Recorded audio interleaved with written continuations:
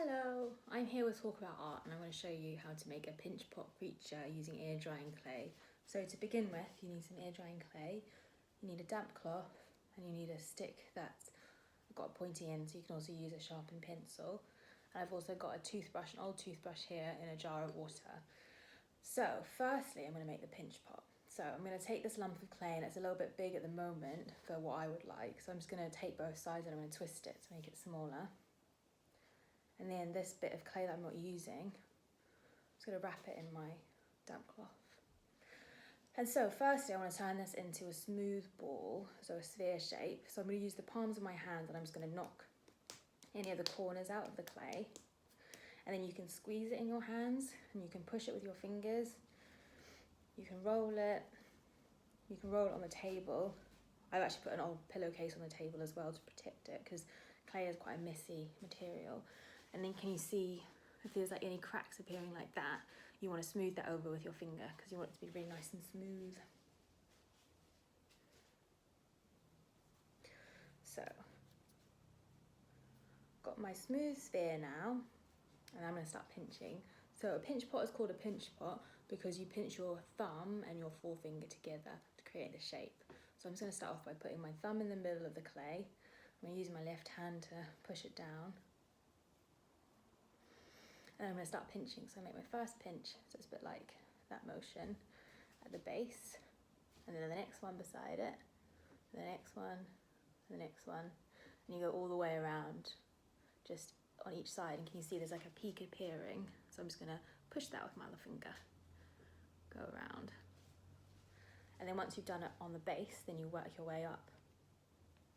So you're just working your way up and side. It's like quite a rhythmic motion. You're just turning the pot really slightly each time until you work your way all the way around, and then you go up a bit and then you do it again. And making a pinch pot is a really good way about getting used to using clay as a material, because you get a sense of how much pressure you need to put on the clay for make it into a new shape, but also how far you can push it as a material as well, because if you make it too thin, then it starts to get floppy and weak. And also that's important to know as well, because when it gets when it's dry, it becomes really brittle because all the water is out of it, and so it's just like dry mud, and it can turn into dust and it can break really easily. So with that in mind too, you kind of don't want your sides to be too thin when you're making this shape. Maybe something about 1 centimetre thick, and you can sort of think about maybe the width of your finger. And then you might see that there are some little cracks appearing along the rim. So you just, like you did when you were making the sphere, you just use your fingers and you just smooth those over. So yeah, so I've got my pinch pot shape first. And you can spend time, you can just go all the way back around it and just feel about how the thickness feels. You can see how thin you make it and see what happens. It's a nice time to experiment. If you make an area too thin and you feel like there's a hole appearing, you can just pinch off a piece of clay and then you can just push that in and then smooth it over, sort of to fill in that hole. So I've got my pinch pot, and so now I'm going to have fun and create a little creature. So I'm going to put this down on the table. I'm going to take another piece of clay here, and like I did before, I'm going to roll it in my palms. And then I made a kind of a sphere, but I'm going to go up and down now. So I'm going to turn these into pointy ears. So I'm actually going to, again, twist that in half. I'm going to make one into a pointy ear by just squeezing with my fingers to make a point shape. And also with clay, what's important is that you need to always be supporting it because it's mud. Really, it's mud, and it just wants to go down and back into the ground with gravity into a big, sloppy, muddy pile. So when you push in one direction, you need to support it with the other. So squeezing like this is really good, and that's why the pinching motion is supporting it as well. So here we go, I've got 2 pointy ears and I'm going to attach it. So this is the other thing that's really important. So the first thing is support your clay, and the second thing is when joining it, you want to make sure it's joined really, really securely, because if I was just to push that on now, it would just come off when it dries. Whereas I'm going to use a method that's almost like a shortcut to the traditional method called slip and score. So slipping and scoring is when you kind of make lines in your two surfaces.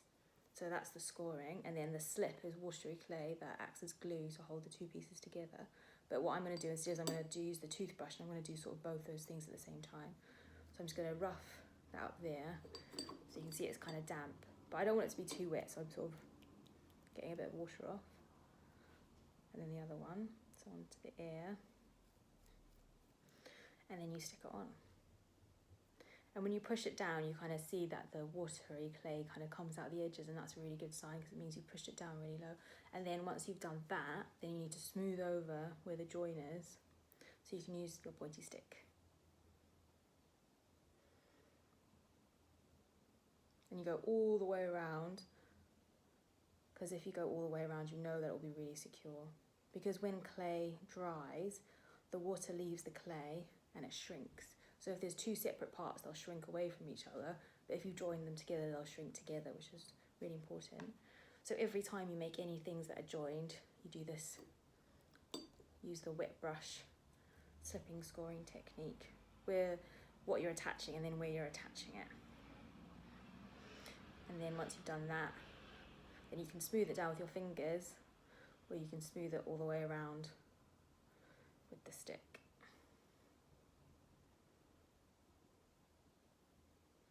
There we go, so I got some pointy ears.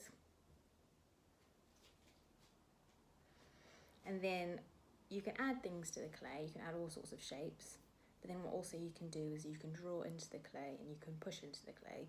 So I've got the end of the stick here and I'm just going to push. You see two eyes, and then I'm just going to make a pointy nose. So I've got a little creature. And then you can create different textures. So I can dry off my toothbrush.